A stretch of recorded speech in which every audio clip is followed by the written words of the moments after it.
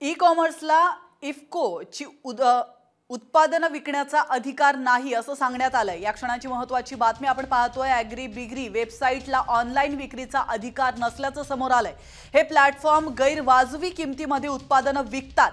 दमानिया यांच्या आरोपांना इफ्को कंपनीने स्पष्टीकरण दिलंय। या क्षणाची महत्त्वाची बातमी आपण पाहतोय। दमानिया यांनी काही ॲग्री प्रोडक्ट्स मागवले होते, मात्र ते परत गेल्याची कंप्लेंट त्यांनी केली होती आणि त्यानंतर आता इफ्को या कंपनीने स्पष्टीकरण दिलंय। ई कॉमर्सला इफ्कोची उत्पादनं विकण्याचा अधिकार नसल्याचं या कंपनीने म्हटलंय।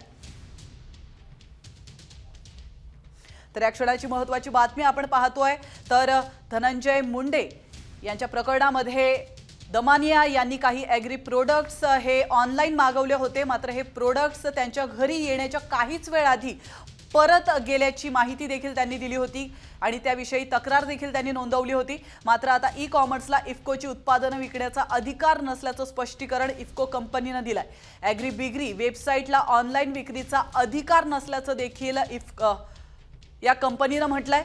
हे प्लॅटफॉर्म गैरवाजवी किमतीमध्ये उत्पादनं विकतात, त्यामुळे दमानिया यांच्या आरोपांना इफ्को कंपनीने हे स्पष्टीकरण दिल्याचं समोर येत आहे। तर इफ्को उत्पादनं विकू शकत नाही, या क्षणाची सगळ्यात महत्त्वाची बातमी आपण पाहतोय। ई कॉमर्सला इफ्कोची उत्पादनं विकण्याचा अधिकार नसल्याचं स्पष्टीकरण इफ्को कंपनीने दिलंय।